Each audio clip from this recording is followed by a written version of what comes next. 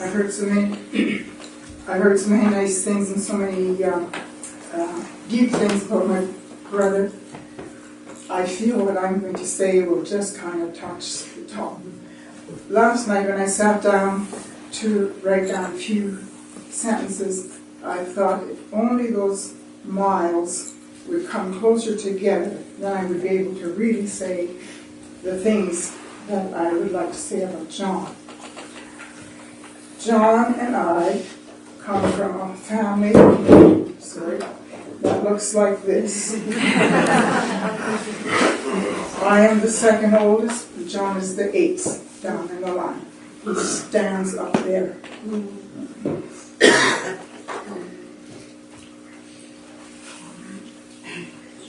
John Alden Nicol was born to Abram and Agnes Nicol on October 26, 1947. He was the eighth child in the family of 14. 1947 was also the year Grandpa Ence passed away in August, and John was born in October. We lived in a small school district 5 miles northeast of Winkler, Manitoba. Now it's a city. John began his school days in that small community of Green Farm. I do not remember what grade John was when we left that district, moving to Miami, Manitoba. But in the year 1951, or maybe it was 52, I'm never quite sure, our community was in a polio epidemic. Many took ill, older ones, also the very young. Our family had 3 candidates in this disease: John, Orville, and Hilda. They're all in this picture. Hilda is here. They were very ill, very feverish. John would have been 3 coming 4. Orville would have been turning 2, and Hilda was our baby, born in June. The epidemic happened in July. They were so small, and they were so ill. The hospital in Winkler was full, even the corridor was occupied, and all we could do was see the doctor daily, every day or every second day, to go to the clinic because there just was no room in the hospital. It happened to be my lot to help hold one of these sick children while Dad took us to see the doctor. I was young myself, but Mom needed help. Mom held the baby in the car, and I had a very feverish child leaning into me and one on my side trying to hold the other. I was so afraid of polio myself. The vigil was so constant. It was as if I always had an eye on them ever after that, after they got better. I believe our mother prayed day and night for these children to get them better. Some in our neighborhood did not get better. In the late 1950s, about 1958, we moved as family to Miami, Manitoba. Here we enjoyed our new farm life. We did not have to walk to school. We got a ride in the van. We used to have to walk 2 3/4 miles to school. Now we could ride in the van.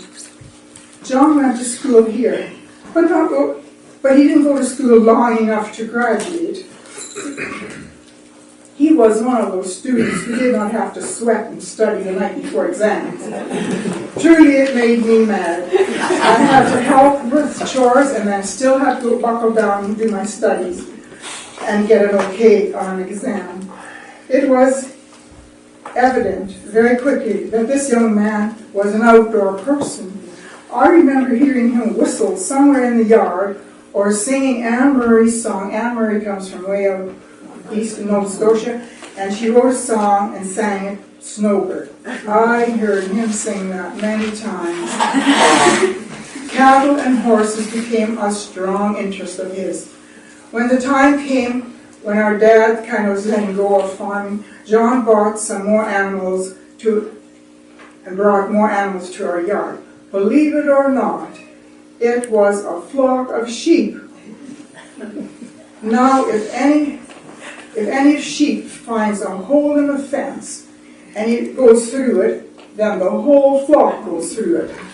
Our mom did not swear or use bad language, but when she saw the sheep stand in the middle of the yard, she'd say, "Dumb sheep." The rest was under her breath. As they were headed in the direction of her garden, oh boy, she knew she had to change their direction. If John was nowhere to be found, then it was up to her, because she did not want them in her garden. Our farm was in John's hands for a while. Later, our parents moved to the town of Miami, and later John sold the farm and moved to work with cattle at the Bar 5 Ranch east of Brandon, Manitoba. Bar 5 had purebred cattle. Here he progressed in work and took night classes at Assiniboine Community College in the area of veterinary. This was the boy who did not have to sweat and study for exams, but he loved going to these classes. He was becoming more and more involved with animals himself. Bar 5 also bought and sold animals at auctions in the Keystone Center in Brandon. He sometimes phoned me about that. Sometimes customers didn't have the means to take their cattle home, and so they were delivered. Through transferring and buying cattle is how John met Raylene. I'm not sure if that's right. No. We only heard stories far and few in between, because she came from way over here and he was way over there. I have not seen two people so alike when it comes to the outdoors. The farm, the animals, the countryside, the great outdoors. This is where they worked a lot. I do not know how many of us family members have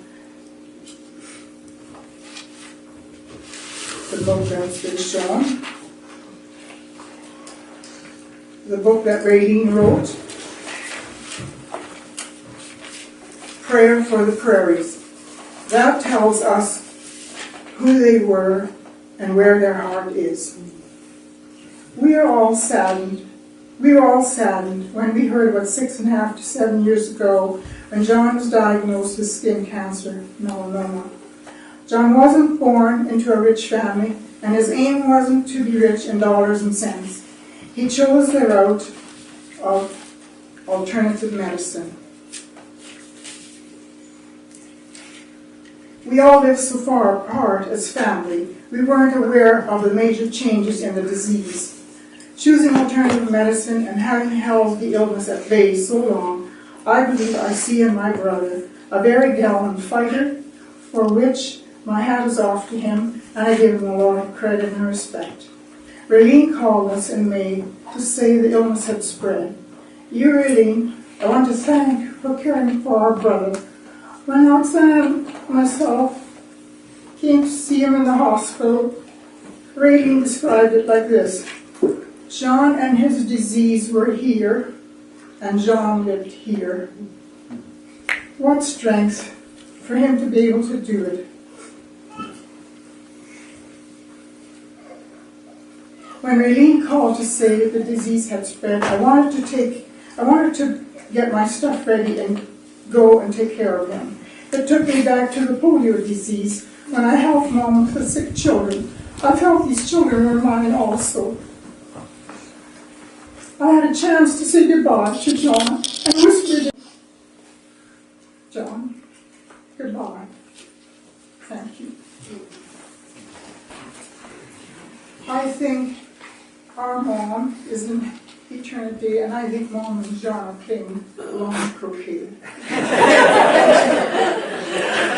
Last year, just before Christmas, we lost a sister-in-law also to cancer, and she is no longer with us. And I think John and Pauline are saying, no more illness there.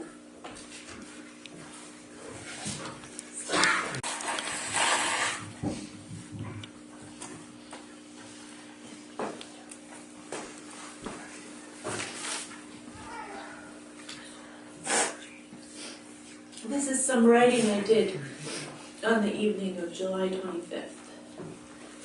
I've been living in Washington near the coast.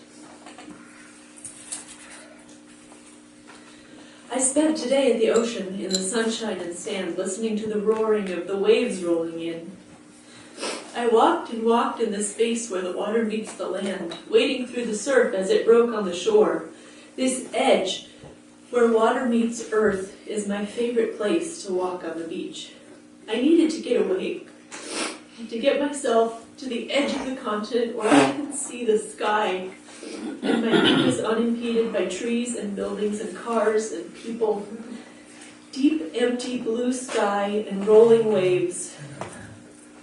Sitting in the soft sand with my finger, I sketched the words, "God, do you hear my prayers?" Raylene sent the email in the wee morning hours. I saw it when I checked my messages this morning, keys in hand, dressed for work. John Nickel now leaps like a calf from the stall. Malachi 4:2. He broke out of the pen at about 2:45 a.m. this morning. I was with him. And now there is no more pain, no more sorrow. My prayers for strength and healing, they were heard. And now I guess I won't be praying for strength and healing in his body, but thanking God for his life. Malachi 4:2 says, "But for you who revere my name, the Son of Righteousness shall rise with healing in its wings. You shall go out leaping like calves from the stall." This was a verse that Raylene talked about with the hospice social worker and nurse, Donna and Isolde. It is a vision of joy that is best understood by someone who knows cattle and has watched young calves romping on the days just after they've been released with their mothers to new spring pastures. They romp and buck, kick up their heels and jump. They dance. I don't have an ending sentence.